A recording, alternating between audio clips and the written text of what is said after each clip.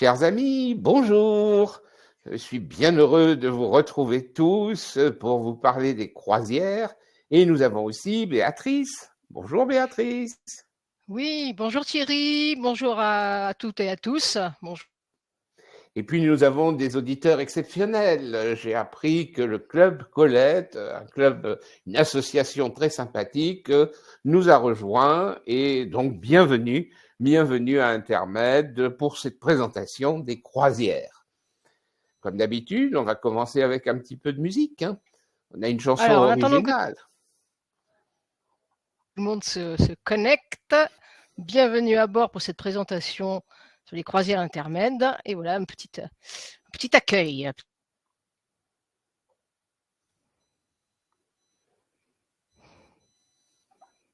Sont des hommes de grand courage, ceux qui partiront avec nous.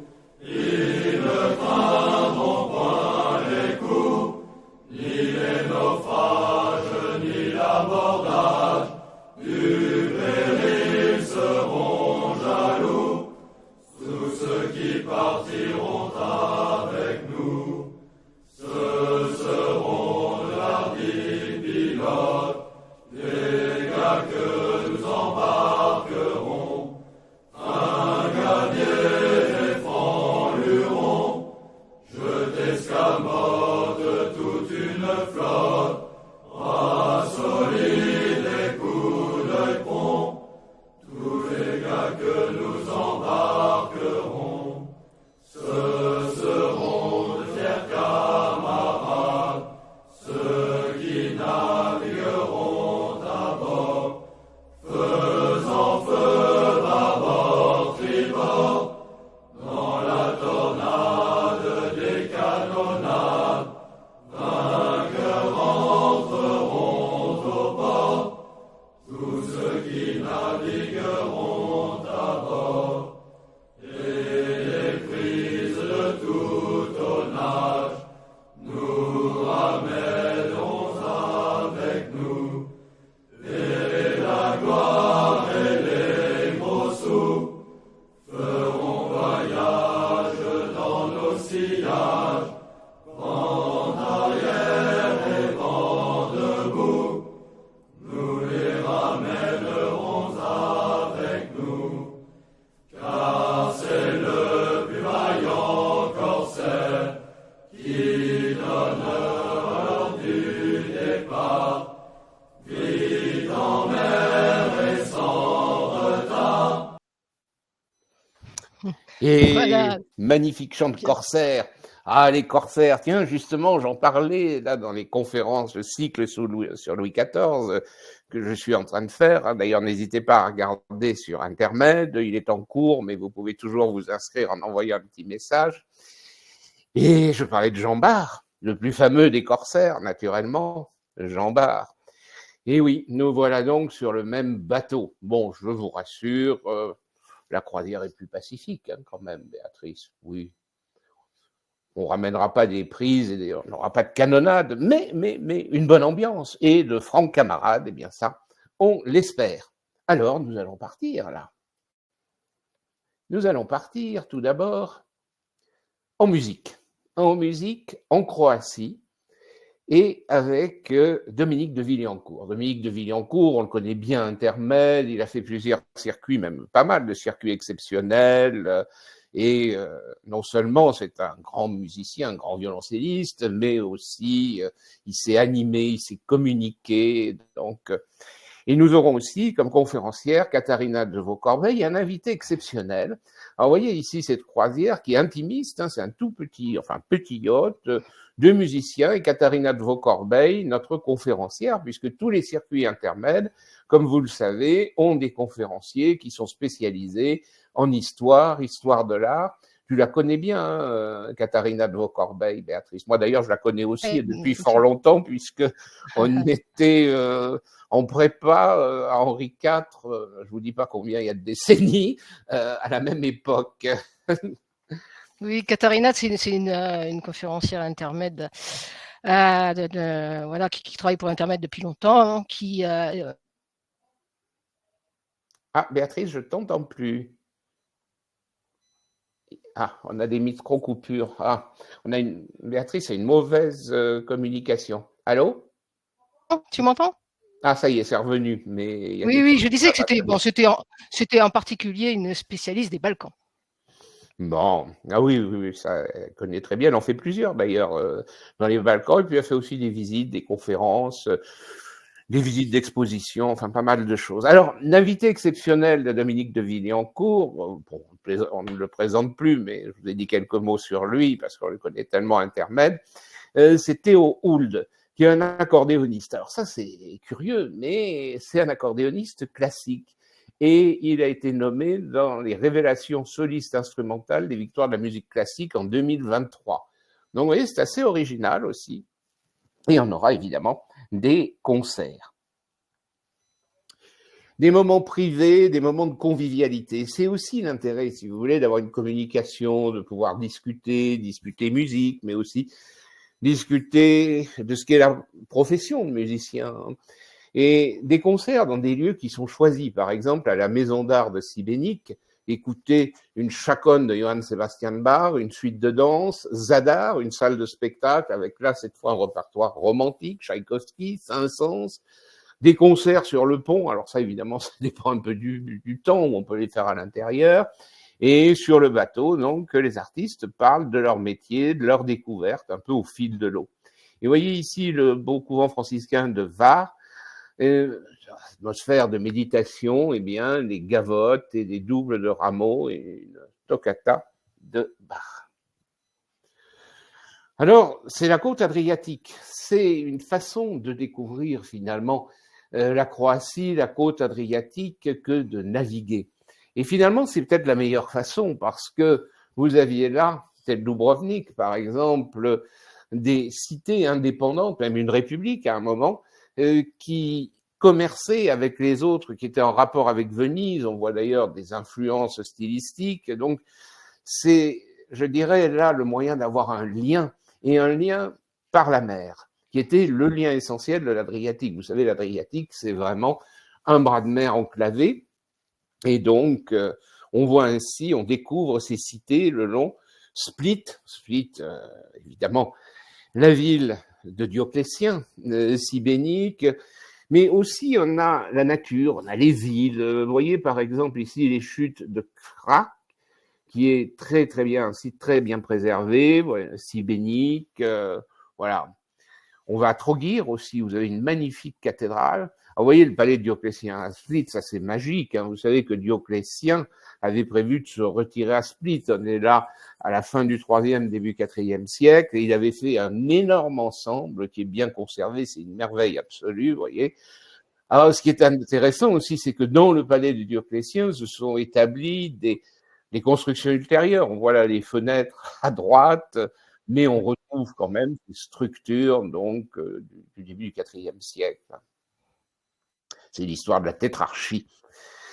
Et Dubrovnik, la république maritime indépendante, hein, qui commerçait aussi dans tout l'Adriatique et qui est une magnifique ville qui est entourée de ses remparts.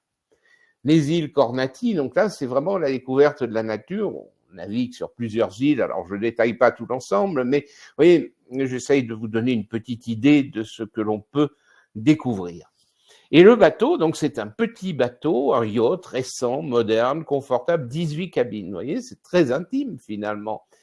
Et vous pouvez ainsi côtoyer tout le monde, on n'est pas perdu dans la foule, mais aussi les musiciens, la conférencière, et on navigue ainsi, vous voyez, d'une île à une côte, d'une côte à une île.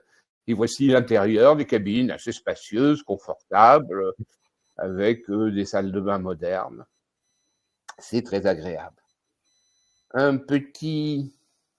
Béatrice, tu as quelque chose, je crois, sur Dominique de Villancourt. Oui, alors, je vous propose un petit moment un petit peu original avec Dominique de Villancourt a participé à un voyage intermède en février au Rajasthan. Et à cette occasion, à Jaisalmer, il a rencontré une famille de lesquels il a joué du violoncelle. Vous allez voir ce petit moment un petit peu suspendu.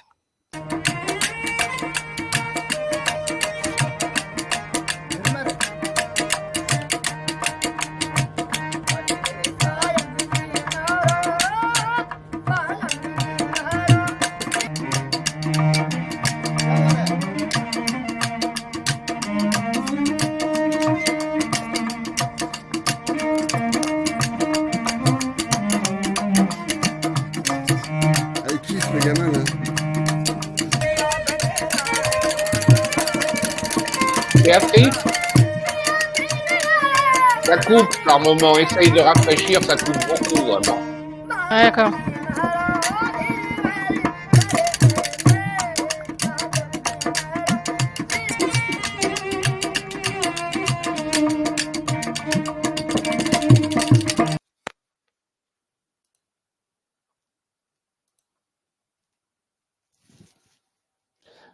Oui, un moment étonnant, hein, véritablement. Alors, nous voilà partis pour une autre croisière, cette fois en Égypte. Dominique Farou. Dominique Farou, je le connais personnellement d'ailleurs, puisqu'on a fait il y a quelques années des cycles de conférences à Khéops, un institut d'égyptologie pour intermède. Je faisais des cycles, pas sur l'égyptologie d'ailleurs, comme vous, ceux qui me connaissent savent que c'est pas ma spécialité, mais j'ai beaucoup côtoyé Dominique, qui enseigne à l'école du Louvre, qui est un chercheur et qui est passionné et passionnant. Et c'est lui, alors vous voyez cette croisière du 7 au 17 octobre. Et Dominique, donc, un égyptologue, et il a été commissaire, c'est lui le commissaire d'exposition, vous l'avez peut-être vu à la Villette, Ramsès et l'or des pharaons. Les secrets, tous les détails du règne de Ramsès II. Vous voyez, il est passionné et passionnant. Alors voilà la croisière, donc vous voyez qu'on arrive du Caire en avion à Luxor, un vol intérieur, et puis ensuite, eh bien, il y a la navigation. Évidemment, naviguer le long du Nil, c'est une façon passionnante de découvrir l'Égypte, puisque finalement, le pays s'est constitué autour du Nil. Le Nil, c'est véritablement l'axe de vie de l'Égypte. Et alors, vous voyez, on a des visites avec parfois des sites où on va moins souvent, comme Philae, hein, comme Ombo, Edfou, un peu moins, Abydos. Donc, Philae, d'ailleurs, c'est une île, et on va jusqu'à Abou Simbel. Alors, vous voyez ici le célèbre temple de Luxor, magnifique. Et sans compter que c'est un moyen de garder, on va dire, le même hébergement. En plus, c'est très sûr, hein, il faut bien préciser. Donc, on est très très bien sur ces bateaux. Hein, je vous ai mis ici une hypothèse de restitution du temple d'Abou Simbel. Vous voyez, les statues, les sculptures étaient polychromes. Et voilà une proposition de restitution de la polychromie. Et véritablement, donc là, l'effet devait être assez différent, mais vous savez que c'est la même chose pour beaucoup de monuments. Les portails romans ou gothiques étaient peints eux aussi. Donc, oui, c'est mise en valeur de la sculpture. Alors, le très beau temple d'Isis à Philae, voilà une des découvertes qu'on fait, parce que il n'y a pas tellement de voyages qui y vont, hein, c'est une île, et à la pointe méridionale, on a ce temple qui date de l'époque hellénistique, hein, les souverains lagides, donc, et sur un sanctuaire antérieur, très très beau, avec le temple qui se reflète dans les eaux. Et une visite vraiment exceptionnelle, hein, c'est difficile d'y aller, d'ailleurs le temps est très limité, mais enfin on peut y pénétrer, je crois que c'est 5 minutes, enfin c'est serré, mais parce que c'est pas ouvert au public, bon c'est des visites exceptionnelles, la tombe de Néfertari, la grande épouse royale de Ramsès II. Donc on est vraiment sur le thème Ramsès II, donc on peut rappeler que c'est le XIIIe siècle avant Jésus-Christ. Vous connaissez d'ailleurs la grande victoire de Ramsès II, hein, on est dans les années 1260 et des poussières, 61 je crois, mais enfin je me souviens plus trop, à Kadesh, hein, sur les Hittites. Et Néfertari donc a été très importante aussi. Vous voyez cette tombe qu'on a découverte dans la vallée des Reines en 1904. Et cette navigation le long du Nil aussi, le charme de voir ainsi les animaux paître, les paysans, les embarcations. Et alors un bateau, 120 personnes maximum, vous voyez, un petit bateau, encore une fois, il y a 66 cabines, 4 suites, l'air conditionné, c'est utile d'ailleurs en Égypte, puis bar, piscine, solarium, boutique, restaurant, vous voyez ici à gauche le Pont Soleil, très agréable. La réception à gauche, il y a un soin tout particulier apporté à l'esthétique, et voici une des cabines. Voilà, une autre croisière, on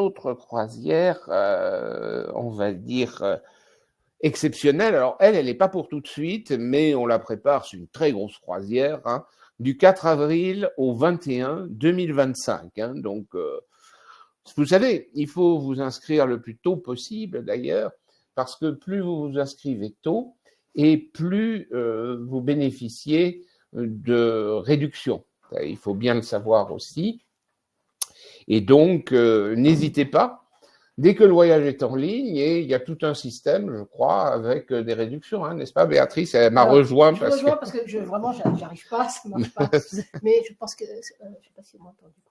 Ah, est-ce qu'on t'entend? Ouais. Bon, attends, je vais débrancher. Vous me dites hein, si le son est-ce est que moins vous bon. entendez bien? Parce que du coup, moi, j'ai de gros problèmes de connexion. Vous me dites oui, parce que sinon, je reste à côté de Thierry. Ça va? Ouais, Parfait. Ok, Hugues nous dit oui. Alors, avant de passer au Japon, je voulais vous faire partager, parce que peut-être que vous ne connaissez pas Dominique Farroux. Donc, c'est une petite interview qu'il a donnée à l'occasion de l'arrivée du cercueil de Ramsès II à l'exposition, justement, Ramsès. Et vous allez pouvoir entendre un petit peu, c'est un extrait, hein, Dominique Farroux nous parler justement de Ramsès.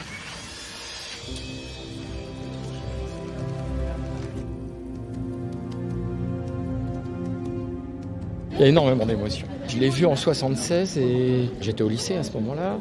Ma première très grande émotion d'égyptologie. Il se passe vraiment beaucoup de choses. Ça, c'est un événement.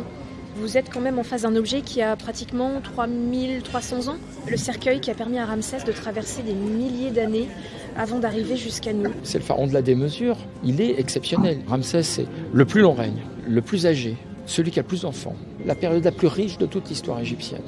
Et puis, c'est celui qui a su laisser son empreinte partout, créer sa légende de son vivant. Il est le symbole de l'Égypte éternelle. En plus, il est très touchant parce que Ramsès n'a pas été enterré dans ce cercueil. Ramsès a été enterré au milieu d'un trésor faramineux. Quand, à la fin du Nouvel Empire, donc vers 1090, l'économie égyptienne s'effondre, les gens pillent les tombes. Son sarcophage a été cassé. On va chercher dans le mobilier national un cercueil royal en bois précieux qui n'a jamais été utilisé. On le réenterre dans la tombe de son père qui, elle, n'a pas été pillée. Puis, repillage vers 970. Il faut attendre 1881. On retrouve effaré toutes les momies royales du Nouvel Empire, dont ce cercueil-là, quoi. On est plutôt avec un visage qui fait penser à Toutankhamon. Donc on est peut-être avec un cercueil qui a été réalisé à la fin de la 18e dynastie. On a fait quelques modifications, on a noté son nom à l'encre sur le ventre, hein, on a les 2 cartouches pour bien dire que c'est Ramsès, et c'est devenu en quelque sorte Ramsès II, puisque pour les Égyptiens, ce qui est écrit devient vrai. Donc même si c'est pas le même visage, c'est pas grave, c'est Ramsès. On a 4 procès-verbaux qui relatent justement au fur et à mesure les pérégrinations de cet objet. C'est un tel qui a scellé la caisse à telle date. Les procédures administratives que nous avons existent déjà dans l'Égypte ancienne en fait.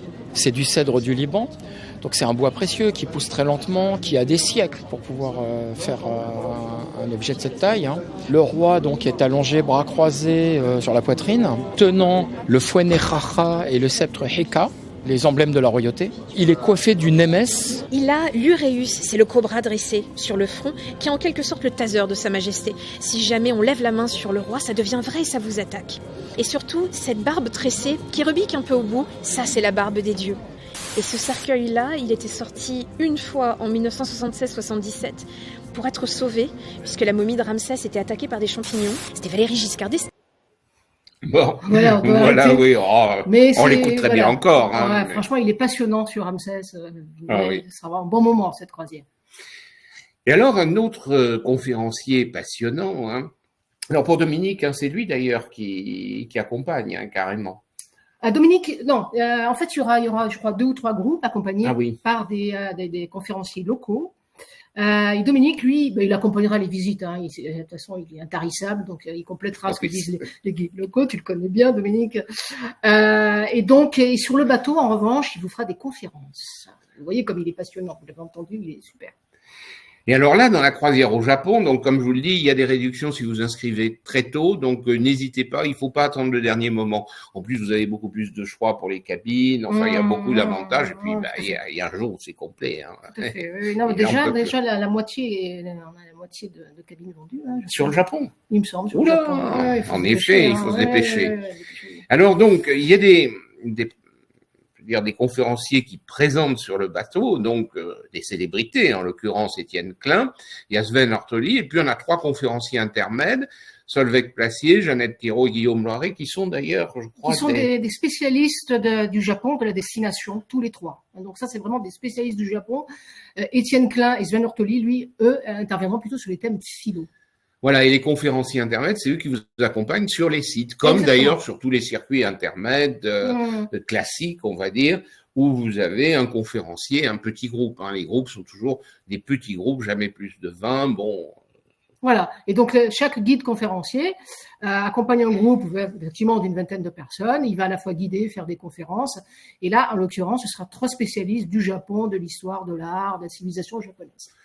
Alors, disons quelques mots sur Étienne Klein, vous voyez, laboratoire de recherche sur les sciences de la matière, donc c'est un scientifique de haut niveau, mais en même temps, il s'intéresse à la vulgarisation, puisque la physique, aujourd'hui, nous pose pas mal de questions. Finalement, elle est en train de révolutionner le monde. L'intelligence artificielle, ça part de la physique aussi, ça part des microprocesseurs, hein, donc... la physique quantique, la physique des particules, la physique quantique, vous savez combien ça nous fascine, l'infiniment petit, parfois d'ailleurs on confond un peu tout, physique quantique c'est aussi pour beaucoup synonyme de multivers, ce qui est absolument pas le cas, vous savez les univers parallèles, mais voilà, ce sont pour les puristes, les physiciens puristes, hein, effectivement, tout ce qui est univers parallèle, c'est un peu de la science-fiction, mais bon. On en connaît bien, d'ailleurs. On en connaît bien. Bon. Attention, pas trop vite. Donc, vous voyez, Solveig Placier, voilà, et Jeannette Thiraud et Guillaume Loiret. Et Guillaume Loiret, lui, il est plutôt vers le journalisme, Jeannette Thiraud vers l'histoire de l'art, mais aussi l'actualité, la géopolitique, et Solveig Placier, qui connaît aussi très, très bien le Japon. Elle a vécu au Japon, oui. Enfin, comme les autres aussi. Oui, ils sont tous... des japonisons. C'est ça. Vous voyez le site de vulgarisation scientifique d'Étienne Klein, donc il aborde les questions d'actualité, il se met à la portée de son public. Et il pose des questions, vous voyez d'ailleurs, il parodie Einstein, mon métier c'est de rendre les gens fous. Donc ça sera sûrement extrêmement, non seulement passionnant, mais divertissant. Donc, vous voyez aussi Sven Ortoli, parce que c'est en partenariat avec Philosophie Magazine. La vie a-t-elle un sens? Il nous pose de grandes questions, Philosophie Magazine. Et donc, voilà quelques questions qui vont aborder. L'intelligence artificielle va-t-elle dépasser notre intelligence? Vous savez que ça, c'est une question vraiment d'actualité. La vérité est-elle tout à fait la même à Tokyo qu'à Paris? Ah, c'est une vieille question, hein. Vérité en deçà des Pyrénées, mensonge au-delà, comme on disait déjà au XVIIe siècle, quand on n'était pas en très bon rapport avec l'Espagne. L'esprit occidental des Lumières vues du soleil levant, ça aussi c'est une question vraiment intéressante. Et le futur existe-t-il déjà dans l'avenir? Voilà, une question passionnante. Donc ça, ce seront vraiment les conférences philo, et les ateliers philo animés par Étienne et Sven. Alors, vous voyez, je vous ai mis là le circuit. L'itinéraire est hors des sentiers battus. Pas uniquement, bien sûr. Vous vous doutez bien qu'on va à Tokyo, Kyoto, Nara, Osaka, ou comme le dit Hugues d'ailleurs, bien entendu, on s'arrêtera à l'exposition universelle, mais vous verrez des sites aussi beaucoup moins connus, rares. Donc, c'est un petit peu l'intérêt, une découverte. On fait même une escale en Corée, à Jeonju. Oui, absolument. La ville historique. J'aimerais bien y aller d'ailleurs. Ah, ici. Et voilà quelques exemples de ces visites. Vous voyez, la région du Tohoku, donc c'est dans le nord de Honshu, avec un site archéologique, Sanai Murayama, donc village, vous voyez, 3500 ans. Le château d'Hirosaki, vous savez qu'il y a plusieurs châteaux. Kakunodate, la petite Kyoto, avec les maisons de samouraïs que vous voyez en bas, là, Kakunodate. Donc, c'est aussi une approche évidemment de la société féodale, mais aussi à l'aube du XVIIe siècle, la fondation d'Edo et de la période Edo au Japon. Alors, vous voyez, Kanazawa, Takayama, le village historique de Shirakawa-go, je vais vous en dire un mot d'ailleurs, un sanctuaire Shinto, Izumo, qui est très connu aussi, l'île de Kyushu, Takamatsu, sur Shishoku, petite île. Hein. Alors, vous voyez Kanazawa à gauche, là, des demeures aristocratiques, des jardins, avec cette conception tellement japonaise du jardin qui fusionne avec l'architecture. Des chayas, les maisons de geisha, 2 étages, des maisons de thé traditionnelles, c'est passionnant. J'en profite pour vous dire qu'il y a d'ailleurs une brochure Japon. Alors, il y a plusieurs brochures thématiques qui sont sorties. Il y a une brochure croisière. Ah oui, on va la montrer d'ailleurs. Voilà, qu'elle est belle. Là. Voilà. Elles sont magnifiques, hein, ces brochures. Brochure croisière. Il y a aussi une brochure musique. Il y a une brochure Horizon lointain et une croisière dédiée au Japon en 2025. Une brochure. Oui, pardon. Une brochure thématique dédiée au Japon. Voyage au Japon en 2025 avec notamment cette grande croisière événement. Et il y a des éditoriaux passionnants. Hein. Rédigés par un certain Thierry Soulard.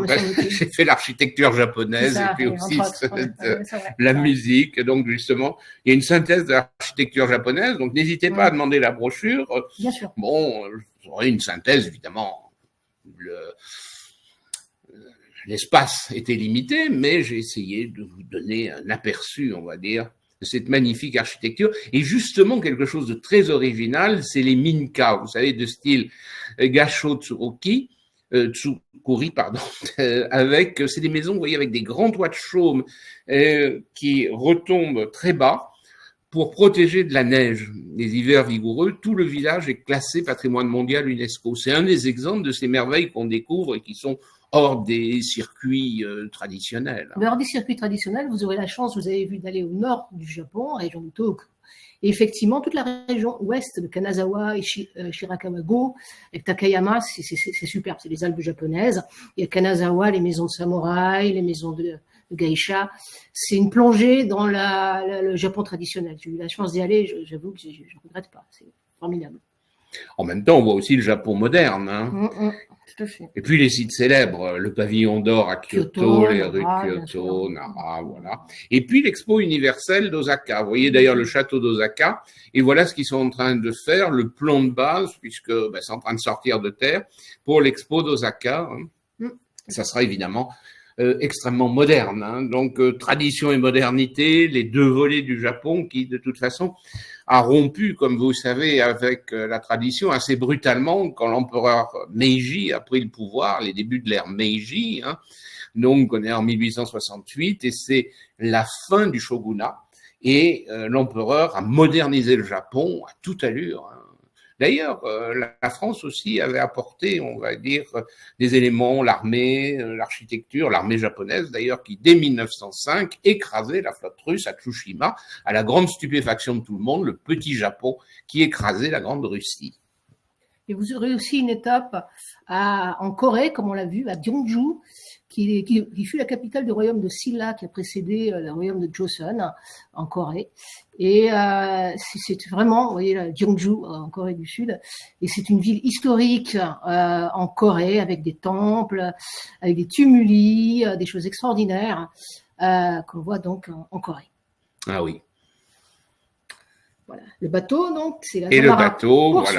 voilà. La Zamara Poursuite, 5 étoiles. Regardez le confort, le pont, les cabines, là, une cabine avec véranda, la salle de conférence, très important vu nos thématiques, le salon. Voilà. Alors je vais vous proposer juste un petit teaser qui a été réalisé par nos collègues du service marketing, toujours efficace, sur la croisière événement au Japon.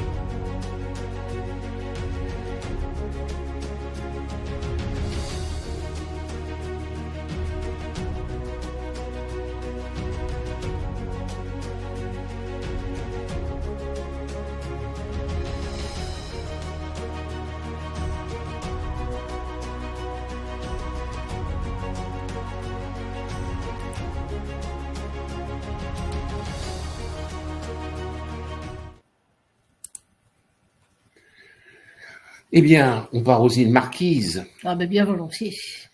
Ah, Gauguin. Eh oui. Donc, il y a 3 croisières, vous voyez, le 17 octobre, le 28 novembre et le 14 décembre. En plus, franchement, l'hiver, aller chercher le soleil là-bas, c'est un rêve, non? Ah, oui, ça. Et c'est la Polynésie, donc c'est la France, c'est la Polynésie française. On part de Papeete à Tahiti, et puis cette croisière à bord d'un bateau dont on va vous parler, la Ranui, et on s'arrête à Fakarava, Oahu, Nuku'iva, Ivao, Fatu'iva, Tawata et l'archipel des Tuamotu. Très bel archipel d'ailleurs, les Tuamotu. Et alors, évidemment, là, vous avez beaucoup la géologie, la nature. Vous voyez, par exemple, Moorea, l'île magique, c'est piton rocheux, c'est volcanique au départ. Et c'est l'activité volcanique sous-marine qui a fait émerger ces pitons avec des forêts. Les guerriers tahitiens fugitifs se réfugiaient là. Et vous voyez, donc là, ces îles, alors bon, elles sont un peu plus grosses que celle qui est à gauche. Oui, la flore est exceptionnelle, les paysages, vous voyez ici un panorama à Nuku'iva, et puis les fonds marins à Fakarava, les récifs coralliens, vous voyez ici Fatu'iva, les sommets, et puis bien sûr le marché à Papeete, les couleurs en particulier. Gauguin aussi. Voilà, et vous savez que Gauguin, évidemment dont on connaît le séjour, l'installation, on peut même dire aux îles Marquises, le coup de cœur, mais aussi Jacques Brel. Et ils ont voulu être enterrés, ils ont vécu à Atuona et enterrés dans le cimetière du Calvaire. Et vous voyez, les tombes sont voisines. À gauche, vous avez la tombe de Paul Gauguin et à droite, celle de Jacques Brel. Donc évidemment, on le visitera. Alors le bateau, la Ranui 5, 4 étoiles, c'est le dernier né de la flotte, il est tout récent, plus spacieux, plus confortable, solarium, piscine. Alors il a quand même une caractéristique, c'est que c'est un cargo, il est mixte, c'est un bateau de croisière, mais aussi donc dessert les Marquises en transportant le ravitaillement et le courrier. Donc à chaque fois, tout le monde l'attend. Oui, à chaque fois, il y a la population locale, les habitants des îles qui sont là à attendre justement la Ranui, à vous attendre, à vous accueillir aussi. Et donc voilà, c'est des moments un peu magiques. Ah oui, je vois que Daniel l'a fait, cette croisière. Oui. J'ai un petit film après pour vous mettre dans l'ambiance. Et puis, vous voyez, il y a même un style un petit peu polynésien dans le décor. Enfin, ils ont bien veillé à avoir une atmosphère, en quelque sorte. Oui, tout à fait. Alors, on juste peut mettre pour se un mettre, petit film. allez, rapidement, pour se mettre un petit peu dans l'ambiance, un petit film sur cette croisière en Marquise, sur la Ranui. Donc, hop. Nohoana I te henua I oto I te pō ke evo. Ka uana te kuhane o te tau e tua, ma uka I te tainu. E iai na po o mua. Watu o atea, I waweka I te pō ke evo. Me toia anau nau, I toia pa io, pe eneia. E uapo, Aki nui te henua haka te kuhane I Hawaii ki nui. Aka wae, aka pito e, aka poto e, aka hana e, aka nui e. Aka tu te hae. Wapu aha te kopu o matiki, papa o te aki. Mai ana mai te humu te hae. Wa veka o te moana nui. Tihe te henua e nana, pe au ia e o e iau.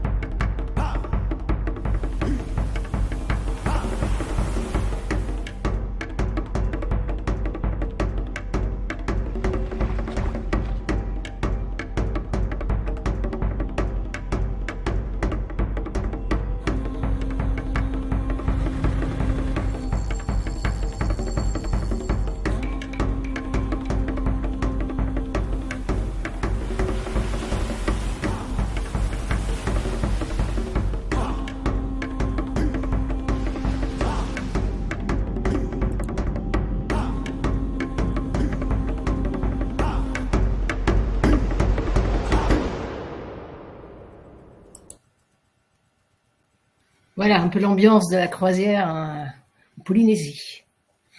On va partir dans une autre région maintenant, tout à fait au sud. Oh, quoique, on est Mais différente quand même, un peu plus fraîche. un peu plus fraîche, mais on part en Patagonie aussi pour une croisière exceptionnelle le 9 octobre, du 9 au 22, avec Laurent Abri, d'ailleurs, qu'on connaît bien. Et qui est spécialiste, qui l'a fait régulièrement en fait, qui va souvent au Chili en fait. En ce moment, il est au Chili, il est à l'île de Pâques, il a de la chance. Et il accompagne pratiquement tous les ans cette croisière en Patagonie. Et par de surcroît, il est très sympathique. Oui, Outre ses compétences. très sympathique. Alors, la Patagonie, oui, ça fait rêver. Hein. Même le nom, tu y es allée, toi, Béatrice? Oui, j'ai même fait cette petite croisière, effectivement. Et c'est un moment fantastique, notamment quand on aborde sur Cap Horn. Mais le voyage, en fait, c'est à la fois une croisière et il y a une partie terrestre qui vous permet de visiter notamment au Chili le parc Torres del Paine et en Argentine El Calafate avec les glaciers, les fameux glaciers comme Perito Moreno et Ushuaia. Ah tiens, en fait, sur la croisière précédente, c'est Hugues qui nous le rappelle, on aurait dû citer Christine Bousquet aussi. Hein, Alors, il y a Arnaud Edouin, il y a Christine Bousquet, il y a plusieurs conférenciers qui accompagnent cette croisière. Arnaud Edouin, c'est un habitué de la Polynésie. Et Christine Bousquet est née à Tahiti, effectivement. C'est bien de le rappeler. Hugues, donc elle connaît bien la région. Enfin, tous ceux qu'on envoie aux marquises, en général, tous les conférenciers connaissent bien cette région. Bah, partout, de toute façon. On a des conférenciers qui sont spécialisés. Hein. C'est ça l'intérêt. Oui, bien sûr. En fait, je me le rappelle, hein, mais ça va de soi. Hein. C'est le principe même d'Intermed, hein, véritablement, c'est-à-dire de... C'est des historiens de l'art, anthropologues, sociologues, mais en même temps des conférenciers d'expérience qui connaissent bien les destinations sur lesquelles on les envoie. Et alors là, le circuit, du coup, il va en Argentine et au Chili. Hein. Donc évidemment, on arrive à Buenos Aires, mais on voit par exemple ce parc national des glaciers qui est inscrit au patrimoine mondial UNESCO, l'excursion à bord d'un catamaran. Alors la première partie se fait pendant la première semaine à l'hôtel parce que on visite justement. On visite, je veux dire, il y a une étape à Torres del Paine. Là, on voit Torres del Paine, hein, le parc de Torres del Paine qui est superbe, la Patagonie chilienne. Et après, l'autre étape, c'est El Calafate avec les glaciers. Donc là, c'est à l'hôtel, effectivement, c'est la partie terrestre. Voilà, vous voyez, c'est le Perito Moreno, El Calafate en Argentine. Ça, c'est la version de la Patagonie côté argentin. On peut le relier, moi je l'avais relié en bus, hein. J'étais allé de Torres del Paine à El Calafate en bus, c'est ce que vous ferez, hein, en bus touristique. Et autant Torres del Paine c'est la montagne, ce que vous avez vu, autant Perito Moreno et El Calafate, c'est des glaciers. C'est des glaciers donc vraiment spectaculaires. Et voilà. Et après ces deux étapes, il y a la fameuse croisière en terre de feu dans les canaux de Patagonie jusqu'à Cap Horn.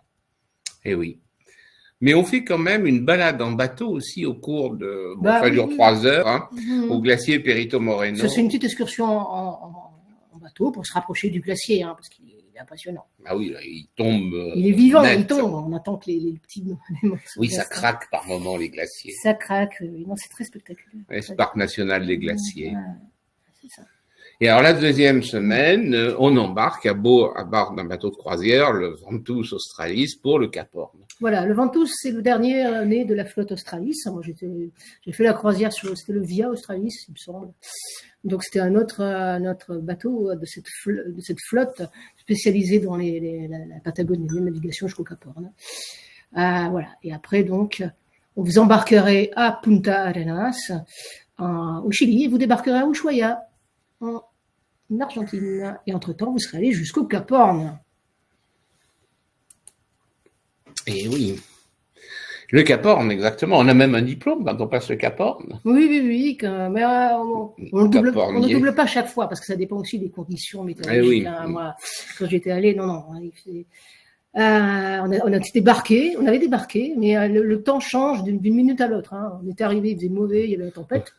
Mais il nous avait dit non, attendez. Et puis effectivement, une minute après, grand soleil, on avait pu débarquer, aller sur le Cap Horn. Aller vite, et puis ensuite, hop, le mauvais temps revenait. C'est des moments magiques. Franchement, c'est le voyage d'une vie, quoi.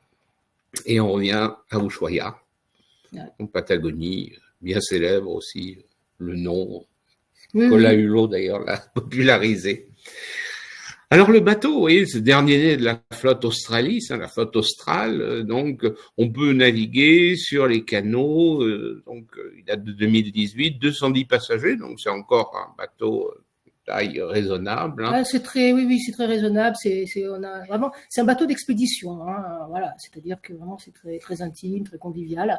D'ailleurs, j'ai un petit film justement de la compagnie Australis pour vous mettre dans l'ambiance et voir à peu près à quoi peut ressembler une croisière d'expédition à bord d'un bateau de cette flotte Australis. Hop, voilà.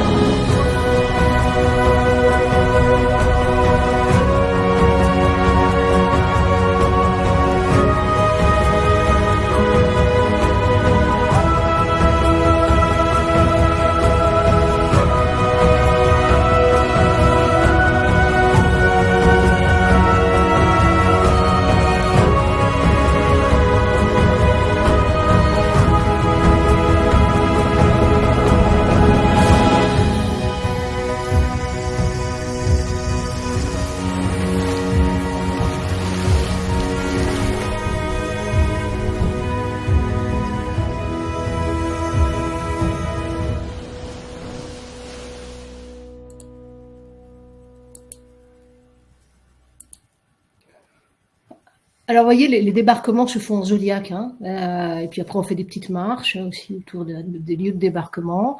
On croise la faune locale. Je me souviens au Cap Horn, il y avait une otarie qui avait suivi notre zodiaque. C'est des moments magnifiques que vous avez vécu aussi, Laurent, je vois, puisque vous avez fait cette croisière avec Anne Jouveau.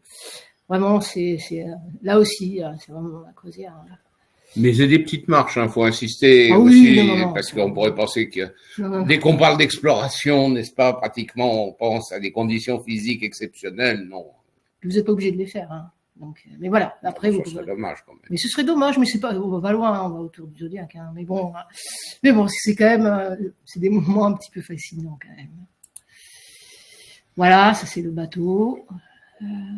Les cabines. Dans les cabines, il y a toujours des choix, hein. J'ai mis une ou deux de différentes catégories parfois, mais vous voyez, bon, bien sûr, c'est toujours le même principe. Vous avez des cabines qui ont des grandes portes-fenêtres, qui ont même parfois des balcons. Vous en avez d'autres qui ont des hublots. En principe, sur les petits bateaux, souvent, il n'y a pas de cabine intérieure, ce qui est un plus. Mais oui, sur l'Australie, je crois pas. Hein. Donc, ce qui fait que vous avez toujours une ouverture vers l'extérieur. Bon, alors on change complètement là, hein. On part sur l'Adriatique et vous voyez que vous avez plusieurs croisières là, le 16 juin, le 16 octobre, Agnès Flory, Sabine Klein, qui connaissent très bien la Croatie, là aussi un petit bateau, hein, c'est un yacht privatisé, donc c'est vraiment affrété par Internet. Hein. Donc vraiment, on est entre nous, c'est ça qui est sympathique. Hein. Ouais. Et c'est une autre façon, donc, comme je vous le disais tout à l'heure, de découvrir les cités de Croatie depuis la côte. Alors Split, encore, que je vous ai montré tout à l'heure, hein, j'y reviens pas. Trogir, Korčula, c'est des îles aussi. Hein. Korčula, d'ailleurs, c'est une île qui prétend que Christophe Colomb serait né à Korčula. Bon, il n'y a que qui l'admettent, mais il y a d'autres îles, comme par exemple Mljet, l'île de Brač. Et vous voyez ici, Mljet, c'est vraiment une petite île. Hein. Donc, on peut aborder ainsi Dubrovnik, bien sûr, et Korčula, ou Korčula, je crois, on dit. Oui, je crois. On ne prononce pas très bien. Vous voyez Saint-Laurent de Trogir. Et là, il y a des merveilles. Hein. Par exemple, le portail ouest, vous voyez, c'est un grand portail des années 1240, mais qui est encore très roman dans sa conception, avec des thèmes bibliques, bien sûr, mais aussi des thèmes antiquisants. C'est vraiment là une décoration foisonnante. Mais vous avez aussi cette chapelle Saint-Jean, qui est une chapelle Renaissance de Niccolo Fiorentino, qui est vraiment exceptionnelle. Hein. Cette petite chapelle, avec le tombeau d'un roi de Hongrie, d'ailleurs. Le bateau, le Princesse Aloha, 4 étoiles, moderne, il y a 18 cabines et c'est entièrement privatisé pour intermède. Donc, le groupe avec le conférencier. Tout à fait.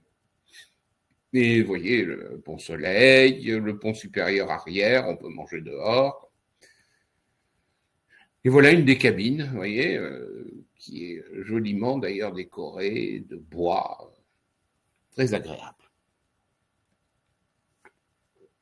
Une autre croisière en Croatie et qui va au Monténégro, et c'est les Bouches de Kotor, justement. On va dans les Bouches de Kotor, donc c'est toujours la Croatie, mais avec encore plus de nature, peut-être. Voilà le palais des recteurs à Dubrovnik, et puis les remparts de Dubrovnik, bien sûr. Mais donc, vous voyez, par exemple, les Bouches de Kotor dans le Monténégro, c'est impressionnant. Le site est inscrit au patrimoine mondial UNESCO, ou le parc national de Kra. Donc, c'est les chutes de Skradinsky Buk. Donc, oui, des merveilles de la nature aussi. Oui, c'est Hugues que tu remarques fort justement que toutes les excursions sont totalement privatisées. Donc voilà, si vous êtes seul avec votre conférencier, guide conférencier. Et inclus, bien sûr. Et bien sûr, inclus. Et l'autre bateau, le bateau Belle de l'Adriatique, construit en 2007, rénové en 2017, petite capacité encore une fois, il fait les côtes. Hein. Il a des stabilisateurs anti-roulis, parce qu'il y a toujours cette angoisse, malgré tout, pour ceux qui auraient le mal de mer. Mais bon, de temps en temps, remarquez l'Adriatique, il peut y avoir une tempête sur l'Adriatique, c'est bien connu. Vous connaissez d'ailleurs les compositeurs vénitiens comme Vivaldi, la Tempesta di Mare.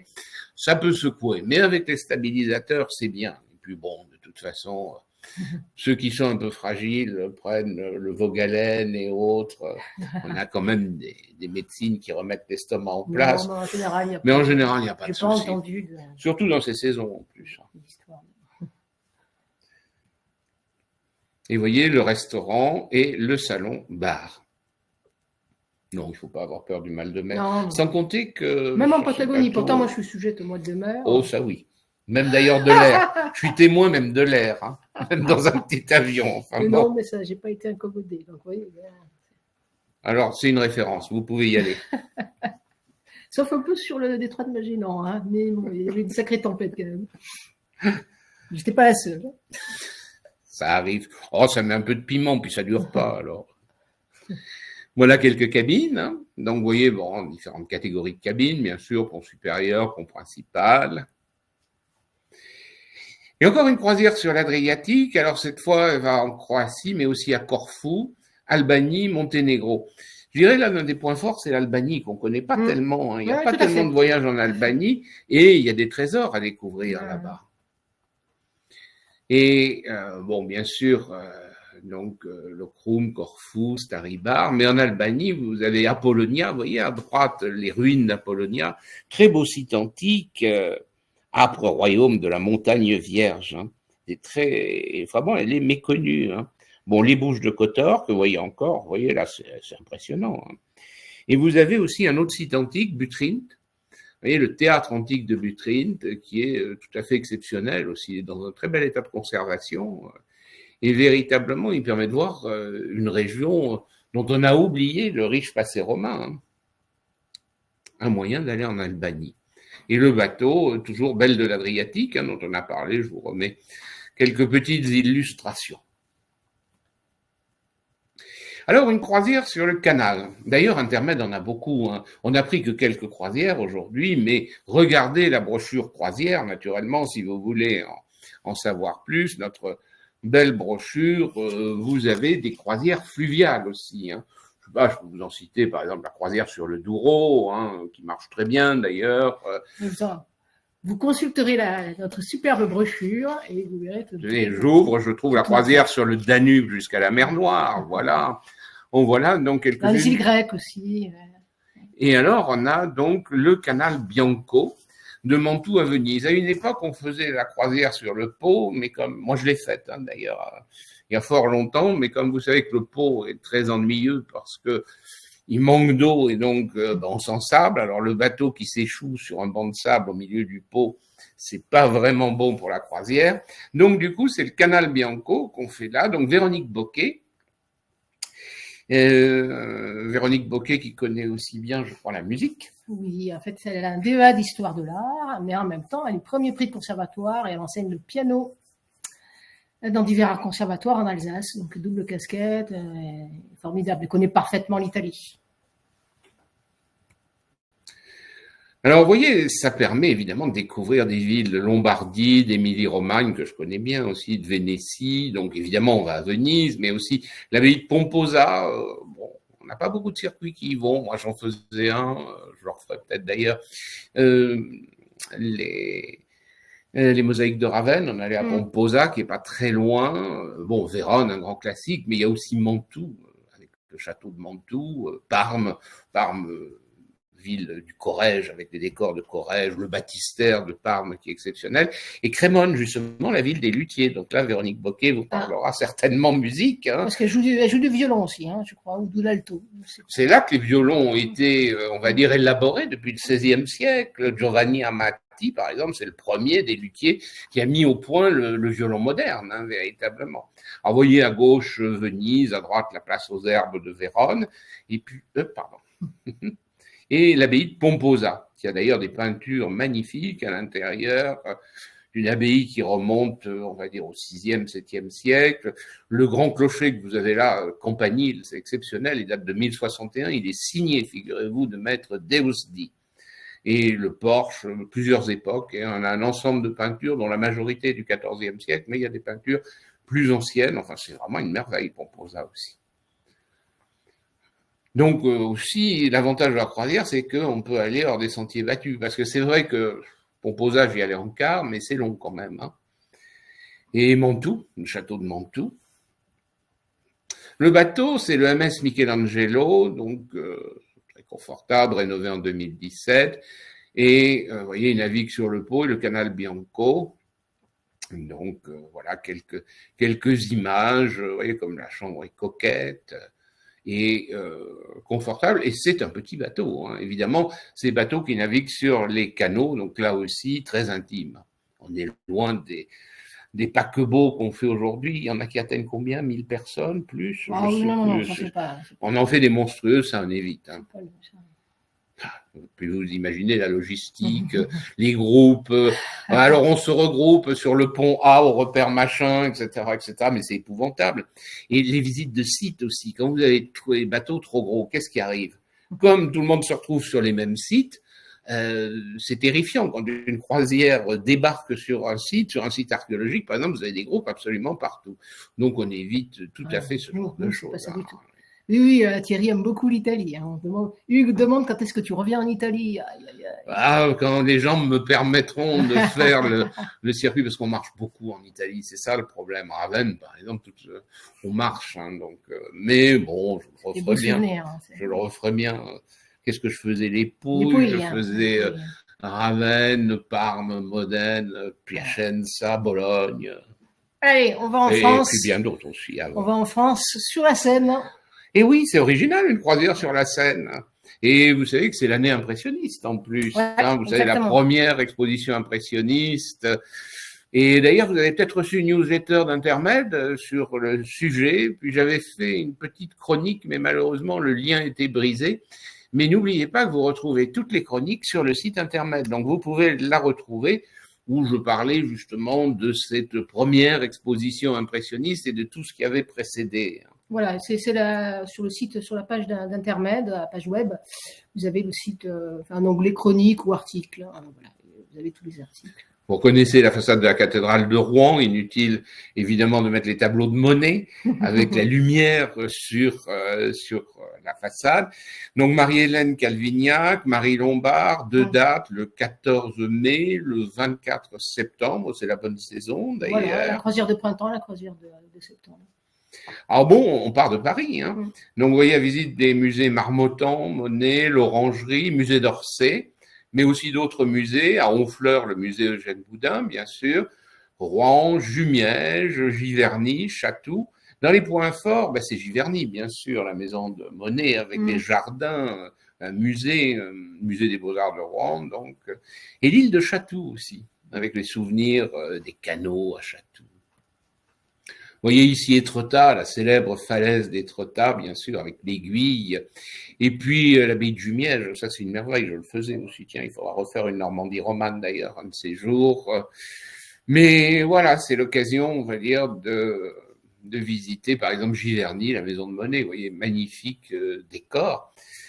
Les nymphéas, on est véritablement dans l'atmosphère des tableaux de Monet. Il n'y a plus que 2 places. Ouais, pour mai. Oh, dépêchez-vous, hein. Oui, les 2 derniers, dépêchez-vous. Sinon, vous avez encore septembre. Sinon, vous avez septembre.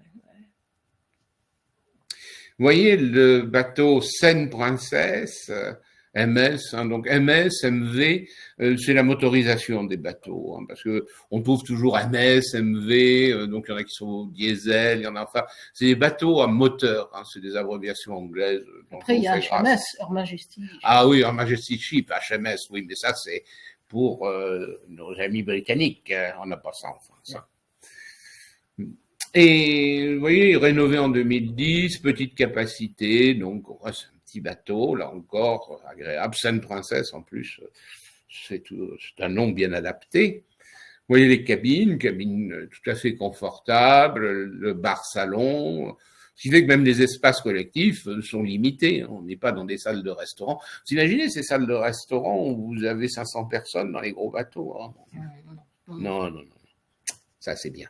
Et il y a un autre bateau pour le départ du 24, c'est le Botticelli, qui a été lui aussi rénové en 2010, vous voyez, qui est très similaire et qui navigue aussi sur la Seine.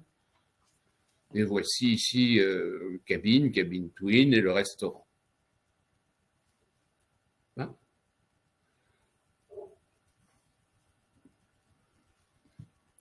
Alors, pour mettre un petit peu aussi... Oui, il y en avait un petit film d'ailleurs d'intermède. Voilà, d'intermède, réalisé par nos collègues, dynamiques collègues... voilà. La scène des impressionnistes. Du marketing.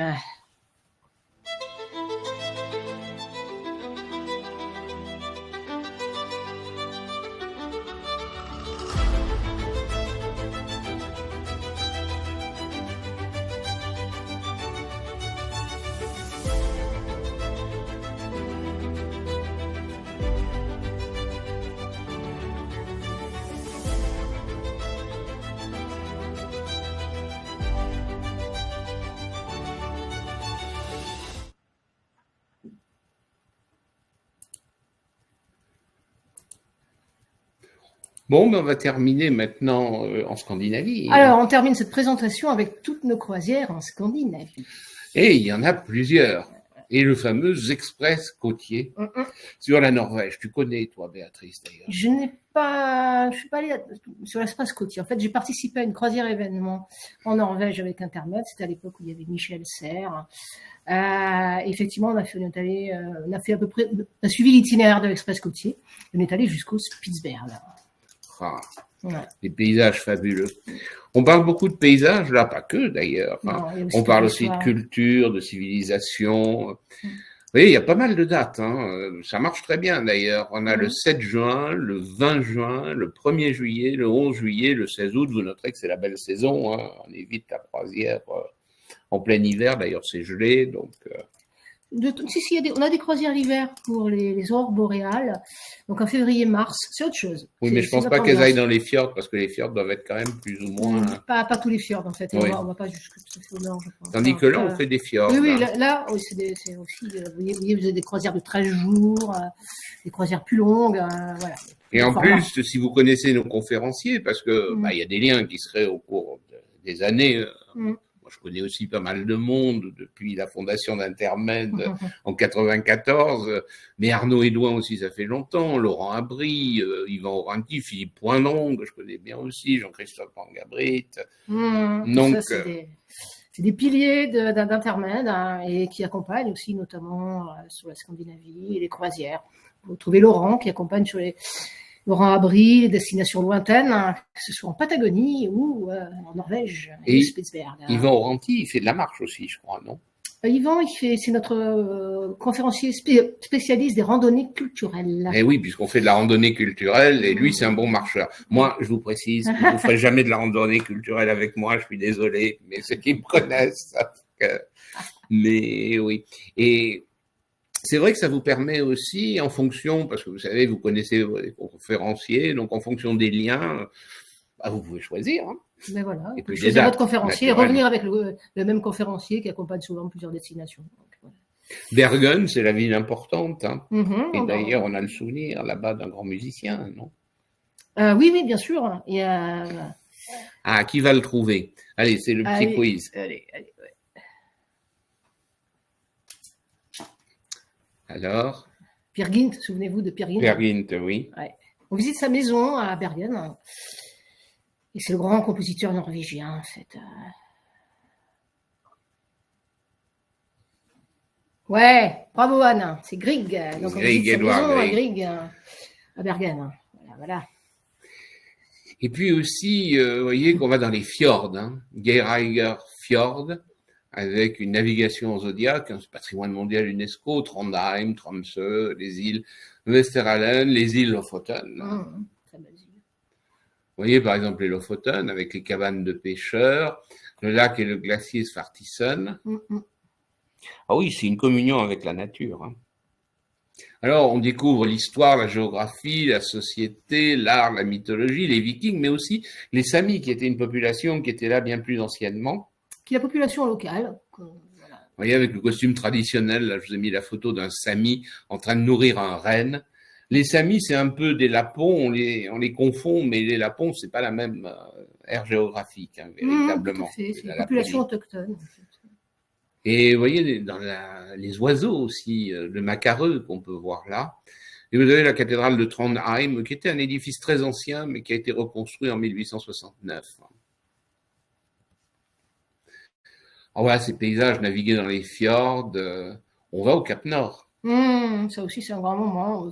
Comme au Cap Horn, c'est des sensations d'être au bout du monde. Vous pouvez faire les deux extrémités pratiquement du monde. C'est ça. Voilà. Et voyez Hurtigruten. Alors, Hurtigruten, c'est le nom norvégien. Donc, effectivement, c'est une navigation qui a été créée parce que tout le problème, finalement, c'était les liaisons routières qui étaient très difficiles. Et d'ailleurs, ça se comprend parce que cette côte est entaillée par des fjords. Donc, comment on peut passer? C'est très compliqué. Donc, finalement, ils ont eu l'idée de faire un lien côtier, hein, véritablement, d'où l'express côtier, Hurtigruten, hein, norvégien. Avant, il fallait 5 mois, vous voyez, en hiver pour relier, on va dire, là, les différentes parties. 3 semaines en été, c'était quand même beaucoup. Et en 91, on a lancé cette ligne maritime qui a abouti en 93, l'express côtier. Donc ça, c'est vraiment très, très important. Alors, vous voyez ici la carte, hein, Bergen, hein, et qui va jusqu'en haut. Au Cap Horn. Voilà, la colline norvégienne. Voilà, et qui passe donc au Cap Horn. On voit le Cap Horn. Le Cap Horn, pardon. Le Cap Nord. Le Cap Nord. Non, aller au Cap Horn là, ça ferait quand même. C'était un piège, tu l'as relevé, c'est bien. Ça ferait un peu long quand même, hein, d'aller du Cap Nord au Cap Horn. Cap Nord. Prévoyez 3 mois de navigation. Alors le bateau, il y en a plusieurs. Hein. Vous voyez le Richard Wyss, donc là pour un certain nombre de départs. Bon, il se ressemble, hein, la catégorie est la même. Vous voyez ici donc un de ces bateaux. Et alors, ce qui est bien, c'est que finalement, on trouve la même chose qu'en Polynésie, c'est-à-dire que le bateau, non seulement il transporte des croisiéristes, mais aussi des passagers d'une escale à l'autre. C'est ça. Et aussi des marchandises. Hein. Ouais, marchandises. Et oui, on peut livrer comme ça. Enfin, c'est. Mais bon, c'est des bateaux de croisière très confortables, naturellement. Vous voyez le Polaris, ici. On voit l'intérieur avec une cabine, hein, c'est moderne, agréable, spacieux. Le Nordlice, vous voyez, donc ça dépend des départs. Vous pouvez vérifier, bien sûr, sur le site intermède.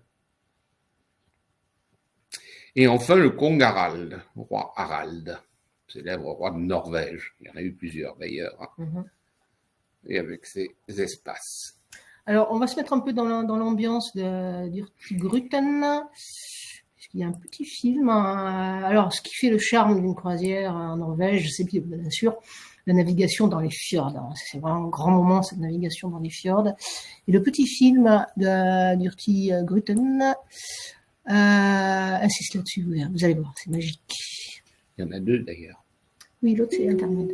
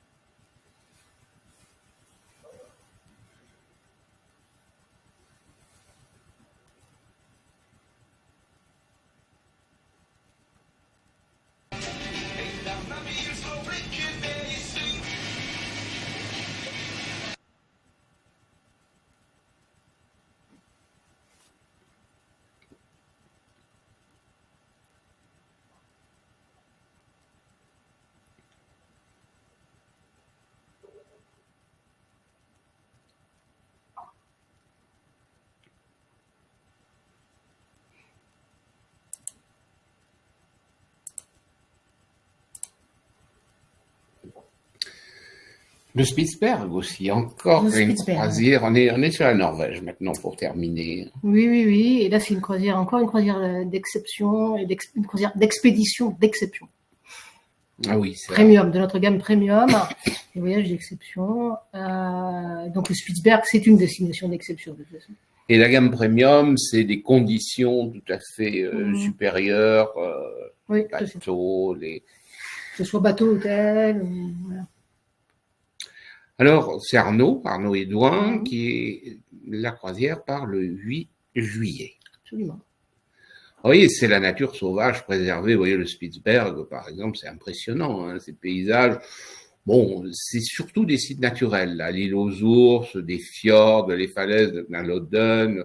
Bon, je détaille pas tout, des glaciers. Lillehammer, le glacier du 14 juillet. Tiens, c'est un nom curieux, je vais vous expliquer pourquoi. Le glacier de Monaco, bizarre aussi, hein. Et des fjords, l'Ivdafjord, la baie de la Madeleine et d'autres glaciers, vous voyez, donc voilà. Alors, l'itinéraire que vous voyez là, donc ces vallées glaciaires superbes, hein, croisière de luxe, et c'est une expédition, mais c'est une expédition, croisière-expédition en toute sécurité, donc là aussi, On n'est pas à l'époque d'Amundsen, hein, Non, le non. grand explorateur Non. norvégien. Non. Et vous voyez Donc, le voilà. trajet, le Spitzberg. Donc non le Spitzberg, ça fait partie de l'archipel du Svalbard. Et donc c'est une des îles de cet archipel. Vous voyez l'itinéraire de cette croisière qui va jusqu'au nord du Spitzberg et qui passe le 80e degré nord. Et on part de Tromsø, on passe par l'île aux ours, Gnalodden, et vous voyez les différentes étapes ensuite, les glaciers. C'est vraiment une croisière nature vierge, sauvage. Vous verrez des ours blancs, peut-être pas une jolie maman avec ses 2 petits comme là, mais toi tu en avais vu, je crois. J'avais vu un article canadien, oui. C'est vrai. Et des baleines aussi. Vous voyez ici, dans le Spitzberg, hein, Alors Longyearbyen, c'est la capitale du Spitzberg avec 2000 habitants. c'est modeste. C'est joli, ces maisons colorées. Oui, ben, ça donne des Ça, c'est couleurs. typique, Donc, hein, ouais. oui. Parce que l'hiver, c'est un peu obscur. Et alors, avec des débarquements Zodiac, on va près des glaciers, vous voyez, avec des petits groupes. Et voilà le glacier du 14 juillet. Alors, pourquoi il a été appelé du 14 juillet? Parce que Albert Ier de Monaco l'a découvert en 1906, d'où aussi le glacier de Monaco, bien sûr, et il l'a appelé ainsi en l'honneur de la fête nationale française. Donc, c'est bien le 14 juillet, n'est-ce pas, Oui. qui commémore la fête de la Fédération après la prise de la Bastille. Mais comme vous savez, le 14 juillet, à l'origine, c'est la fête de la Fédération. Et le bateau, le World Explorer, là, on est sur du 5 étoiles, hein, donc ça correspond, si vous voulez, à la gamme premium, naturellement. Il est tout récent, il a été construit en 2019, une technologie de pointe, donc sécurité à 100%, sur les autres aussi, notez bien, mais enfin là, particulièrement respectueux de l'environnement, c'est important aujourd'hui, spacieux, moderne, convivial, un salon d'observation à 180 degrés, parce qu'on observe beaucoup du bateau, naturellement. Oui, bien sûr. C'est des paysages aussi. On débarque. C'est la nature sauvage. 180 passagers, là encore, c'est très, très, très raisonnable, et on peut aller partout. Les cabines ont des balcons, pour la plupart. Vous voyez l'intérieur, là. Vous voyez, alors, bon, cabine de luxe balcon, ça, c'est la gamme intermédiaire, vous voyez. 1, c'est la base, mais vous voyez qu'il y a quand même des grandes fenêtres. Hein. Donc, c'est un bateau et on a même des suites. Vous voyez la suite junior avec balcon sur le pont 6, par exemple, la réception. Alors, juste avant, pour se mettre dans l'ambiance du Spitzberg, de cette croisière d'expédition, parce que le Spitzberg, c'est aussi l'aventure en toute sécurité. Mais c'est quand même une sensation d'aventure. Ouais, celle-là. Non, pas le livre enfant. Mais celle-là d'abord. Vas-y. Oui, d'accord. Donc, vous, ce ne sera pas une navigation à voile. Oui, non, peut-être pas, c'est un peu plus gros. Quoi. Mais c'est pour, on a quand même cette sensation d'aventure et ces paysages. Eastern, this is the Delos Shore party, over. Yeah, go ahead. It looks incredible from here, like the light shining on the sail, and the glacier just looks massive behind the boat.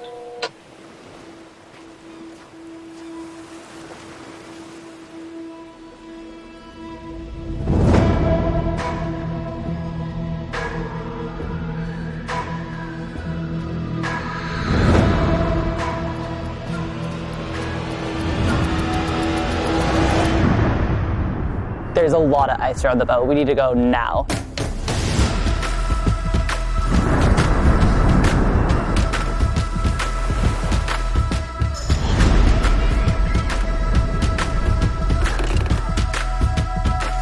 Oh man, the shit we do, huh? There's a saying that the Arctic will kill the unprepared. The minute you let your guard down is when something's going to happen.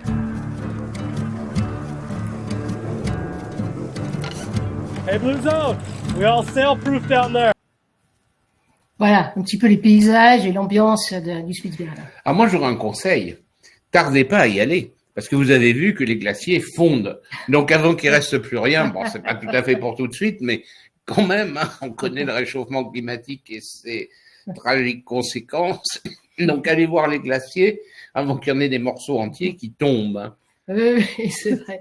Donc, on n'est pas loin de du pôle Nord. Hein. C'est vraiment une ambiance d'aventure. Et je tiens à vous rassurer, le bateau ne rase pas les glaciers parce que Non. s'il y a un morceau Non, qui non, non, tombe non, à non, ce non. moment-là, Même quand on y va en Zodiac, on est prudent. il vaut mieux. Hein, il vaut mieux. La dernière croisière premium aussi d'exception, c'est d'ailleurs le même bateau, hein, les fjords norvégiens du Cap Nord aux îles Lofoten. Donc Arnaud Edouin, le 17 juin, qui vous amènera aussi voir cette nature. Vous voyez, les îles Lofoten, c'est magnifique, le Cap Nord. On navigue dans les fjords, le Trollfjord et le Geirangerfjord. On prend un train panoramique de Flamme à Myrdal lors d'une excursion et on visite bien sûr Bergen, Lund. Bon, la route des trolls, la route des aigles aussi, voilà, des routes mythiques que l'on rencontre. Le Cap Nord aussi, c'est mythique. Hein. Alors, vous voyez le trajet, donc là, on est aussi le long de la côte, hein, cette fois, et on voit les îles Lofoten. Donc, vous voyez, les îles Lofoten, elles sont au large de la côte, mais pas très loin. Pas comme le Svalbard, qui est beaucoup plus, plus éloigné. Hein. C'est des îles très montagneuses, très découpées, très acérées. Et c'est aussi magique. Vous voyez les fjords, les escales, Trondheim, et on va jusqu'au Cap Nord, le Høningsvad, et on repart de Tromsø, qu'on a déjà vu. Vous voyez le Trollfjord, donc naviguer dans les fjords. Ces îles Lofoten, c'est magnifique, hein, véritablement. Des paysages à couper le souffle. Et donc, c'est le même bateau que la croisière d'exception au Spitsberg qu'on a vu, donc vous voyez, avec cette décoration contemporaine, raffinée, chaleureuse, le salon d'observation dont je vous parlais, des espaces de détente, voici quelques autres vues, hein. Vous voyez ici une belle cabine, et les cabines sont assez grandes, entre 17 et 44 mètres carrés, évidemment selon la catégorie, mais bon, on a la place, hein. Vous savez, il y a 20 ans, je faisais des croisières sur des bateaux russes, hein, de Moscou à Saint-Pétersbourg. Ben, je peux vous dire que c'était pas grand, les cabines. D'ailleurs, j'ai commencé vers 95, 16. Après, ils les ont agrandis, c'est-à-dire qu'ils ont abattu les cloisons et de 2 cabines, ils en ont fait une. C'était plus décent, mais je peux vous dire qu'à l'origine, c'était tout petit. Là, c'est des univers différents, hein, véritablement. Puis bon, c'était la Russie à l'époque. De toute façon, maintenant, on n'en parle plus. Donc, là, on est sur un autre univers de confort. D'ailleurs, c'est dit tout très, très bien.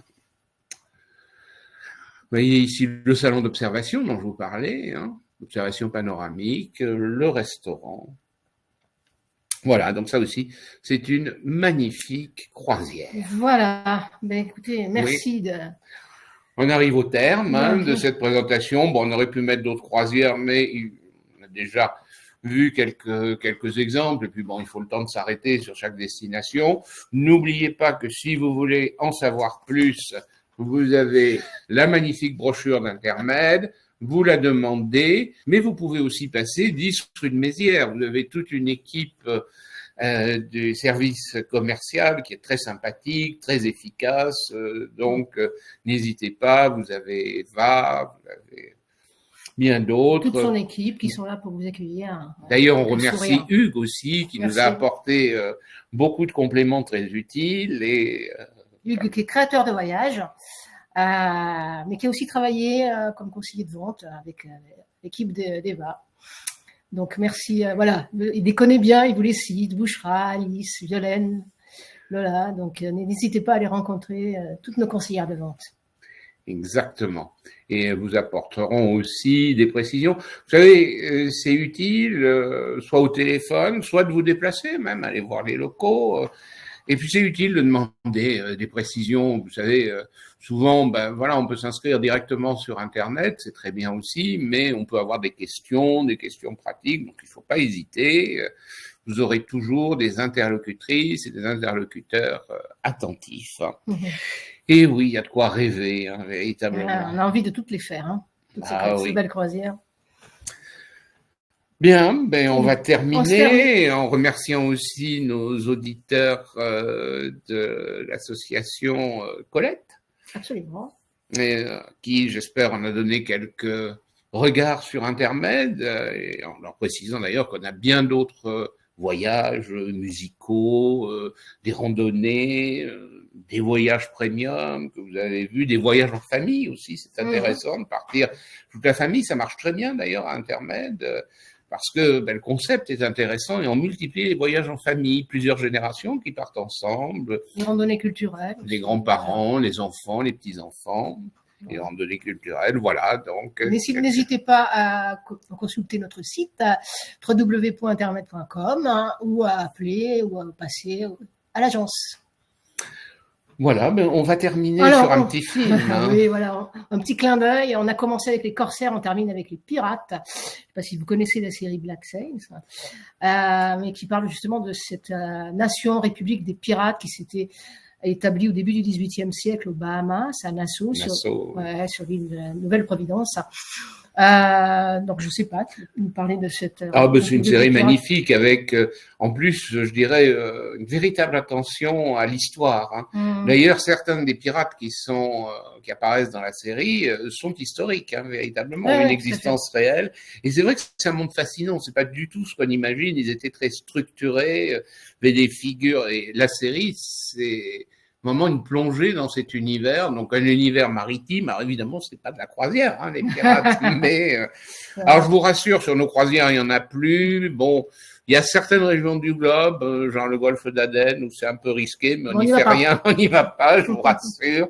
Mais sinon, il y en a plus. Mais c'est vrai que ce 18e siècle, avec ces pirates, c'est assez fascinant. Vraiment, on vous recommande la série. Il y a plusieurs saisons et franchement, c'était absolument passionnant. Voilà. Alors, j'ai trouvé un petit teaser en français où justement le chef de la République des pirates va voir d'anciens esclaves. Et donc, c'est les anciens esclaves qui rejoignent les pirates.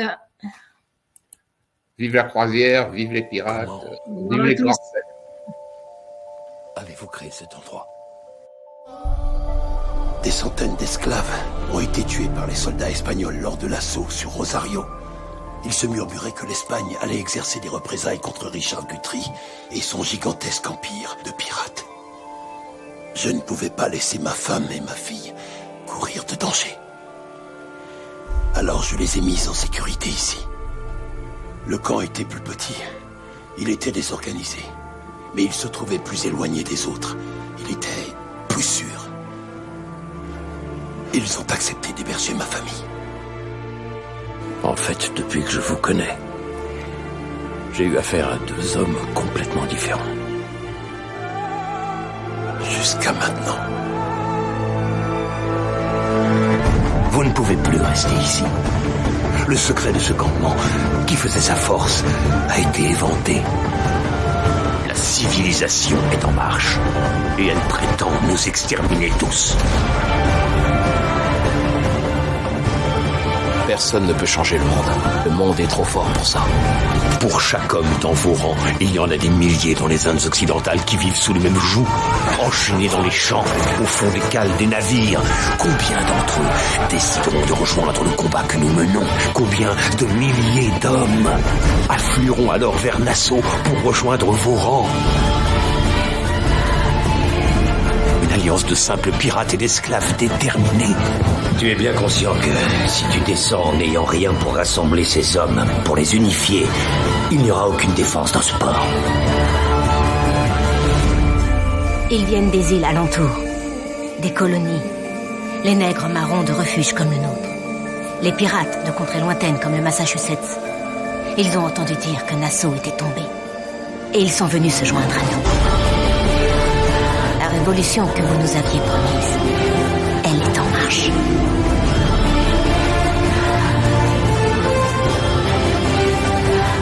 Et me voilà ici, à la tête d'une armée d'hommes dont chacun, y compris celui qui est présent à mes côtés, a sûrement envisagé à un moment ou à un autre de supprimer celui qui est maintenant son compagnon d'armes. Nous sommes si proches. Ouais, si près du but. Si seulement on réussissait à maintenir cette alliance encore quelque temps, si on pouvait se serrer les coudes encore un peu. Magnifique. Et on découvre une véritable république des pirates, très structurée, Voilà. Eh bien, merci à tous pour votre écoute.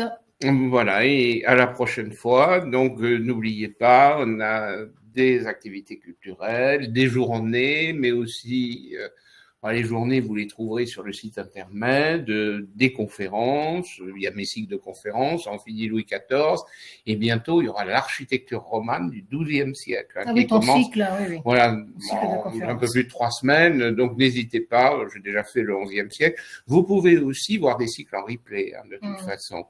Et donc, évidemment, je vous les recommande chaudement. Et puis alors, toute notre gamme de voyages. Mais en attendant, eh bien, bon vent. Bon vent. Et avec intermède. À bientôt.